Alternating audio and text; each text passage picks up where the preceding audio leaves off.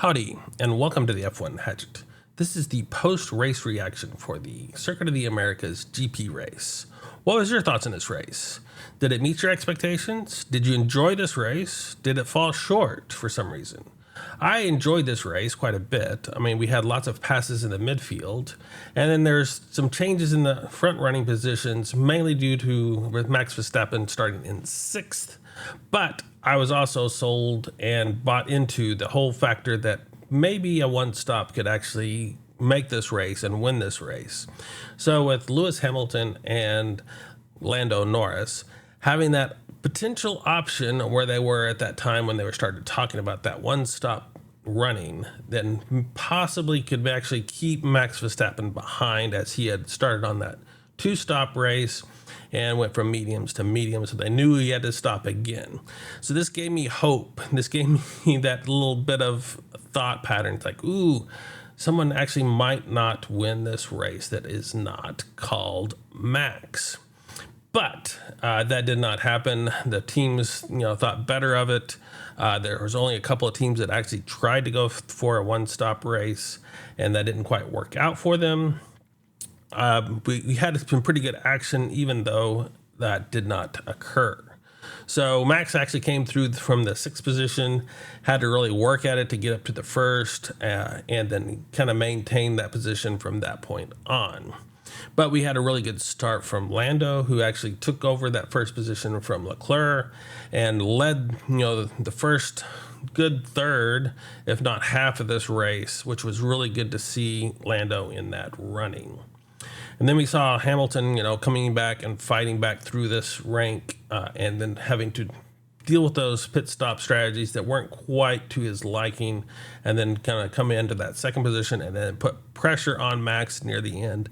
Even though I don't think it was truly pressure, I think Max could have probably got a little bit more out of that vehicle that he wasn't putting that much pressure on, just because he didn't want to make a mistake with that brake issue that he was dealing with.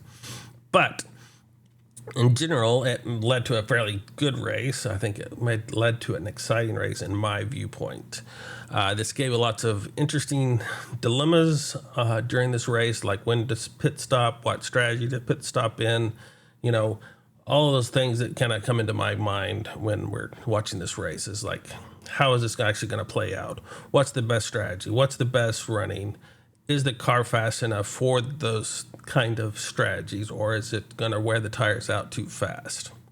I really enjoyed this race, and I thought it was one of the better races that we've seen. Probably not the best race this season, but one of the top tier ones. Now, after the race, we had some big news that sprung up that Lewis Hamilton and Charles Leclerc were actually disqualified due to plank wear on those vehicles. Now, this is what was basically introduced as some of the porpoising effects, trying to prevent the teams from, making those cars bounce up and down and potentially injure a driver. And so they had these, those planks at the bottom of the car that kind of measure, kind of help deaden that, the bumps and stuff, so they don't actually collide into the ground. And so that wears away. Now, this track is rather bumpy. At least that's what they've, kind of indicated, through this race. And so they probably set them up just a little bit too low, trying to get that ground effect that they really wanted. And so ended up wearing a little bit more than they should have. And so they ended up, when they got back after the race, it was probably a little bit too much on that wear. And then they probably got disqualified from what I've read. This is kind of a shame, but this kind of comes down to big changes in that front running. So we thought we had Lewis Hamilton taking 2nd, and he has been disqualified, so Lando gets pushed up to 2nd. And then we had Charles Leclerc coming in 6th, and so that dropped him down and pushed everybody else up those 2 positions after that 6th position spot. So that kind of threw some other wrinkles into this lineup after the fact, which was kind of interesting to see. And without further ado, I will start from the back of the grid and work my way up, giving you my thoughts on how each driver did in this race. So we will start off with Charles Leclerc. I think Charles did an excellent job. in this race, even though he was disqualified and would only have ended up in 6th overall. I think they gave him the wrong strategy of trying to do a one-stop race, but he did an excellent job on trying to maintain those tires and pull everything he could out of that Ferrari in that one-stop strategy. If they had put him on a 2-stop strategy, that might have been a little bit better. I know he had a bad start and he let Lando by at the very beginning of the race, but I think that was partly because he was already set to do a 1-stop. And so he knew he was going to have to really manage those tires. And so he kind of was probably in his forethought and probably made that mistake on the start. But once Lando was passed, there was not really a whole lot he could do because he didn't really want to really heat up those tires and damage those tires too early in this race. So overall, I think he did a fairly good job, even though he qualified first, and it looks like he's going to end up in 20th, being disqualified from this race. Lewis Hamilton also, I think, did a really good job. He qualified in 3rd and ended up in 19th. Due to some slight miscalculations in their strategy, I think he would have liked to have actually pitted and come out ahead of Max Verstappen and made Max actually pass him on track instead of through the pit strategy spots. But he was actually making a little bit of ground, even though I'm not sure if that was true ground or if that was just kind of a play that Max was doing against Lewis near the end of this race. But it was also a really uplifting thing to see the Mercedes being able to actually put some kind of pressure on Max and actually do a very good job of in the front running spots again. So hopefully they can actually leverage all the stuff that they've learned in the next couple of races that they've come in on this triple header that we are in. So again, I think Lewis did a fairly good job, even though he's been disqualified. I don't think it was his fault. And maybe if that was Mercedes was a little higher, he wouldn't have done so well. I don't know. But all I can do is based on what his drive was today. Then we have Esteban Ocon, who DNF'd. He qualified 8th, ended up in 18th. Basically, he had some contact at the very start of the race with Oscar Piastri, and that damaged some of his side pods and possibly some of his front wing. He kind of had a decent start, gained 1 position on the start of the race, but with that collision, he just did too much damage to that Alpine and had to retire that car on lap 7. So he seems to be getting into some trouble, so I'm not sure how much that's Ocon's fault or just the racing incidents that he's been involved in. Oscar Piastri was in the other side of that, who actually gained 4 spots on that first lap, was doing really good, even with that contact, but then ended up having some issues, I think mainly because of that contact, that he had to actually retire his car, and he lasted till lap 10 before he pulled in and retired that McLaren. So I think he was doing good. He probably would have been closer up there with his teammate, even though he didn't qualify quite as high up in that running. So I think he would have done decently in this race if he was kind of stayed out of trouble. The question is, can he keep out of trouble in the future to help learn some of those, like when he can push and when he can't push in these start of the races, to help solidify those, be able to actually finish the race. He's been doing really good in the past, so it's not really a big issue at this point in time, I don't think. So hard to say how well he would have done, but I think he would have done decently.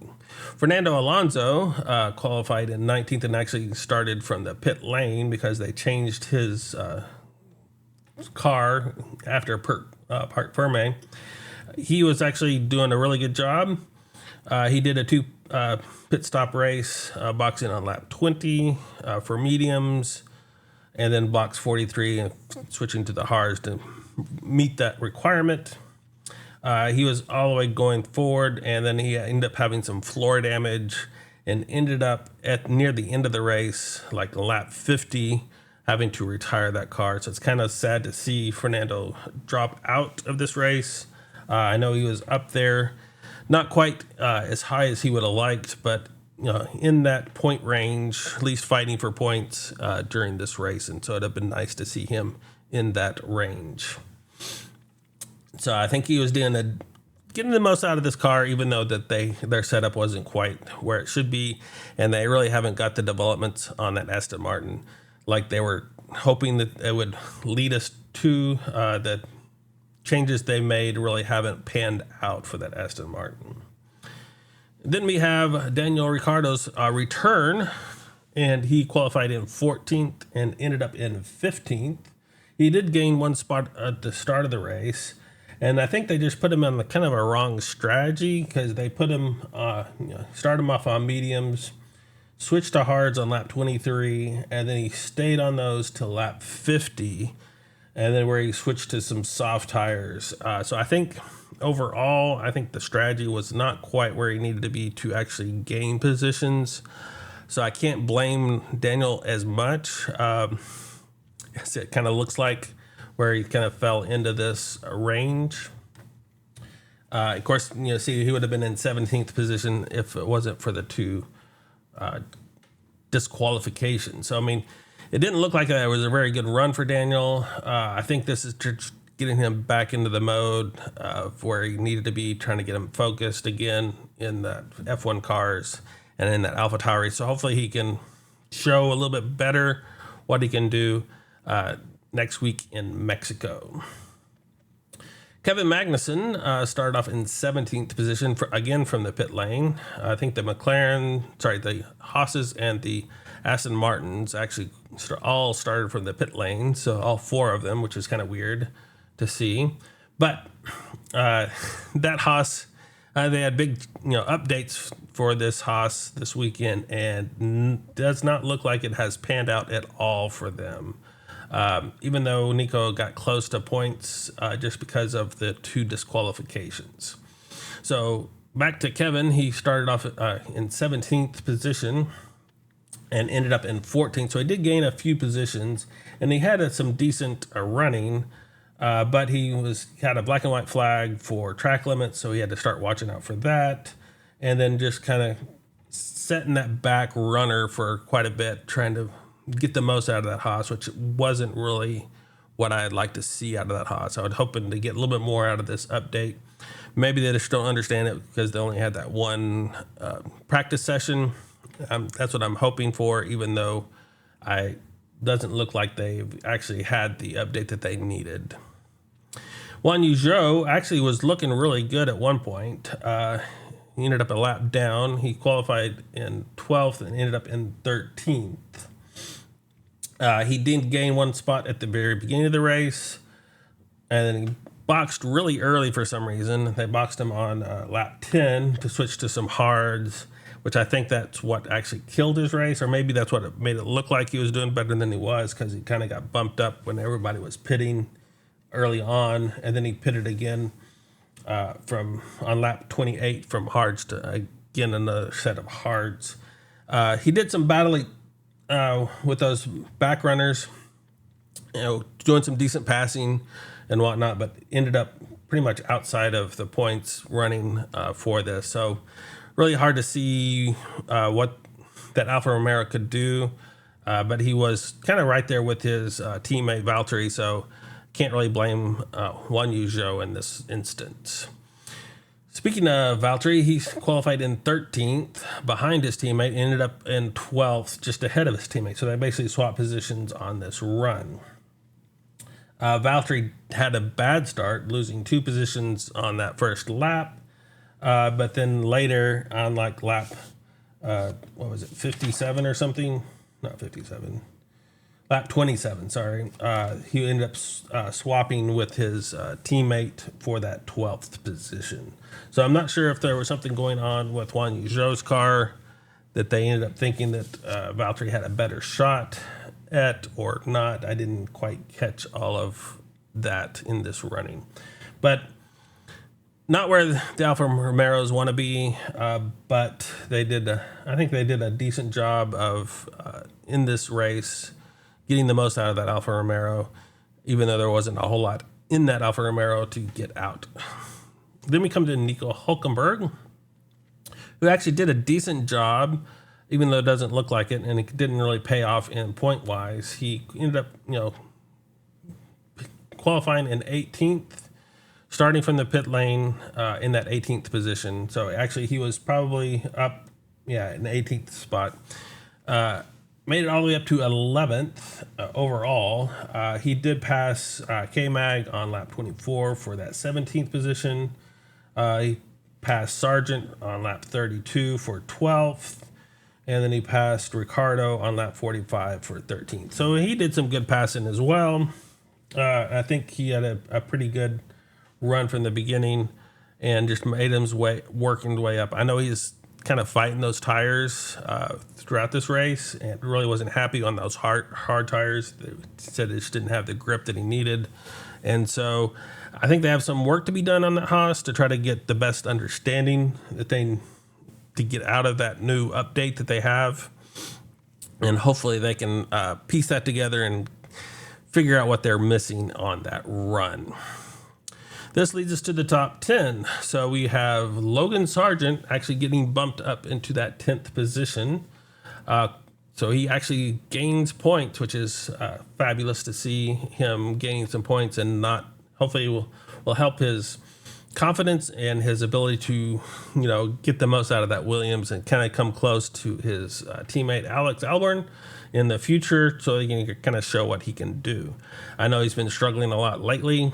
This is a really good race for him, qualifying in 16th and working his way up to 10th. I have him. He didn't have the best of starts, losing one position on the start of the race, but he did pass K-Mag on lap 14 for 17th position, and then he passed Ricardo on lap 46 for 14th position. So he had some decent runnings with some of these heavy defenders and fairly good drivers. So this will help him out in the future, I think, just gaining that knowledge and gaining the confidence in that Williams to be able to run. So it's really good to see Logan Sargent actually getting points. We'll see if that's actually enough for him to keep that seat in that Williams after this season or not, but at least he kind of made his mark a little bit without more than just not where he was thinking that he might end up in this season. Then we have Alex Albon, who is actually doing fairly decently, but ended up getting a 5-second penalty for track limits, so it pushed him back a little bit farther in this pack. So he qualified in 15th and ended up in 9th. So he did pass a few people, going through all the way up to about 11th position overall, getting close to that point range and then dropping back down. And then due to some of the finishers actually ended up in points, so the Williams now have scored double points in this race. So it's good to see Williams getting some points. Even though he had a 5-second penalty, he still was able to work it out with those two drivers and be inside that point range, which is good. So not the best race for Alex, but enough to get points due to the circumstances that this race lended. Then we have Yuki Tsunoda, which is fabulous, I guess, to say, because he ended up qualifying in 11th, which is fairly good. Pretty good ahead of his teammate, Daniel. Worked his way up to 8th after the 2 disqualifications. So he would have been in points without those, and then he got more points with it. And I was laughing at the interview they had with him after the race, because they brought him in without telling him why they were boxing him near the end of the race, because he ended up boxing on lap 55, which was like the lap right before the end. So he was thinking that there was something wrong with his vehicle, thinking that the engine was dying or something else was about to crater, and so he was going to be really disappointed. But when they were started to get into that pit lane, he said, "Hey, we're going to send you out for that fastest lap," because he had enough gap between him and Alex Albon at that point in time. So he was able to get some soft tires on and get that fast lap, give him that extra point, which would have been double at the time where he was in that 10th position. Would have been 2, but ended up in with 5 points in this due to the 2 disqualifications that we've had. So really good points for Yuki, pushing AlphaTauri up close to that Haas overall in that constructor standing. So we'll have to see if that's going to play into anything in the last few races that we have this season, or if that was just a good show runner. But a really good race for Yuki overall. He did a really good job in this race, getting him into that position where they could actually, go for that run. So good to see that Yuki is coming back and getting that more confidence that he's done. Lance Stroll is another one that I wasn't thinking that we were going to see in that top 10 with the struggles that Aston Martin was having this weekend. They did start from the pit lane. He started the very dead last in that pit sequence because of where he ended up, qualifying in, and then ended up in 7th overall. I know he was looked at. I don't know what their issue was with him actually coming to the grid and then having to roll back to the pits because he forgot that he was having to start from the pit lane. So I'm not sure if that's a fine or not, but it doesn't look like it affected his ending position for this race. So probably a fine or something to that effect, and I'm guessing. I probably should go look that up after this to see what happened to him in that issue that he had. But he did start from the pit lane. He did pass Bottas on lap 29 for 12th position. He passed Yuki on lap 40 for that 10th position. Worked his way up, was doing fairly good. He was just behind his teammate, and then his teammate had that issue and started dropping back through the field. So he ended up being the only Aston Martin to actually be in this race and score points. So that's good to see that he can actually pick up that when his teammates had some issues with his vehicle. So hopefully he can get that confidence back, because I know he's been struggling a little bit. It's really hard to see what they're going to do with Stroll, because he hasn't been really, he's kind of hit or miss, it seems. Not the consistent person that they really need to have in that second seat. But of course, with his dad being, in charge of that, I don't think that's going to change unless Lance decides himself that he wants to go try something else. So we'll see what happens in the seasons to come, but I think he did a fairly decent run in this race today. Pierre Gasly had a really good race today. He qualified in 7th and ended up in 6th. He did have a poor start, losing 3 positions, but was able to make up those positions. And then with his teammate having some issues, they ended up swapping him on lap 9 for that 9th position. So a decent run for him. He was able to make the most out of that Alpine, I think. So kind of decently running in that Alpine, doing a really good job of maintaining that and getting into the decent point range for him. George Russell qualified in 5th and ended up in 5th. He had a horrible start, losing 3 positions at the start. They had him in a slightly different strategy than his teammate, Lewis, and was really kind of struggling in this Mercedes over this weekend. Not quite being where his teammate was, kind of not really being that competitive with his teammate. So he has some work to be done in that Mercedes, or maybe it's just the track that he doesn't really like this track in that feel in that Mercedes. But he ended up in decent points, gaining 10 points overall due to the 2 disqualifications, and just be able to maintain in that pack of the rest and getting bumped up. So that's good to see George there. So pretty much an average race for George in this running. Sergio Perez, one of the fan favorites today, had qualified in 9th and worked his way up to 4th. He was doing a decent job. He had struggled at the very beginning. He didn't lose any positions at the start of the race, but he kind of got stuck in there and really couldn't make any progress till later in the race. Maybe that was due to the medium tires with everybody else on the mediums, or maybe there was just a little bit, the people around him were just a little bit more defensive in that running, kind of keeping him behind him. But he was able to, get up there and get some decent points in fourth after, those disqualifications that happened. So that's good to see him, gain some points, even though he was potentially going to lose the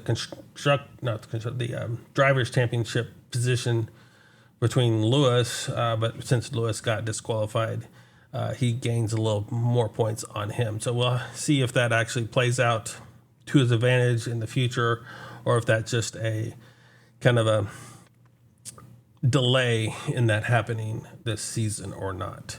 I know he's been struggling. I think this gave him some confidence. I know that the crowds at Circuit of the Americas were just cheering for him everywhere that he went. So that probably gave him a boost. So hopefully with another boost from his home race in Mexico next week, he'll get back in the rhythm of things and be competitive with his teammate. Carlos Sainz, I think, did a fairly good job in this. He had qualified in fourth and ended up in third. He did gain one position on the start of the race. He ended up having to pass Russell on lap 38 for fifth, and then he passed his own teammate on lap 50 for fourth, and then he got bumped up because Lewis dropped out. And so he ended up in that third position and gaining that podium position due to that disqualification. So he got some good standing. I know he was actually, doing a fairly good job of hunting Lando down at the end of this race. So he was coming back with those tires that he was on and doing a really good job of managing, that strategy that they had him on versus his teammate, and making the most out of that Ferrari. He probably got the best strategy, as we can see, because that one stop strategy did not work at all. So I'm not sure how the numbers that they got for that played out to make them choose that near the beginning of the race. And then they realized that the issue was too late, for his teammate, but his two-stop strategy worked out fairly well in this race. Even though he would have been just outside the podium before, he gets bumped up into the podium because of the disqualification. So he did a decent job in that Ferrari. Lando, even though he was second and ended up second, I think he did a fabulous job, and I think he actually got the drivers of the day. So that was good to see, even though he was going to be third at that point in time. He did do that great start, gaining that first position, pulling out a lead, getting outside that DRS limit there for that 1 second, so he could maintain that lead fairly easily. Just due to the tire and the strategy they had him on versus Max. Max was definitely faster than Lando, because Lando was wearing those tires out, I think, a little bit too quick. So he's kind of struggling near the end of this race. But I think he did a really good job of maximizing what he could, even though he doesn't really see that in his interviews because he really wants that win. I think he could have done a better job for himself in this race. So it's always good to see him pushing himself in that, but I think he did a really good job of showing what he can do in that McLaren. Hopefully they can just tweak things and get that a little bit more out of that McLaren and be able to push Max in the future. Then, of course, we have Max Verstappen, who started off in sixth position and worked his way up to first. He did gain one position at the start of the race, doing a really good job, and then he was just able to work his way up, passing Carlos Sainz on lap 5 for fourth, passing Leclerc on lap 11 for third. Then he passed Norris on lap 28 for that first position. And then he basically, again, on lap 38, he passed Charles Leclerc because Leclerc did not stop back into that first position and maintain that first position.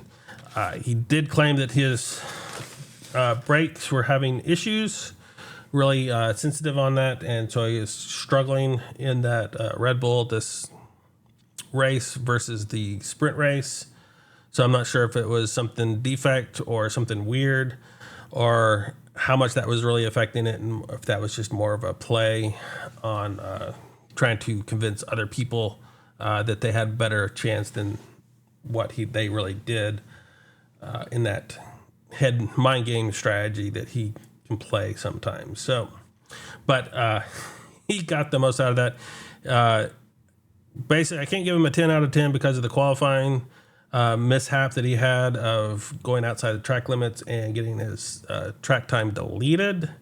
But other than that, he would have had a 10 out of 10 in this race itself to come back from 6th to 1st and not really have anybody that was basically, really competitive, even though Lewis Hamilton potentially was gaining ground on him and could have put pressure. I'm not sure if Lewis would have had the car behind him at that point to actually pass Max in this race.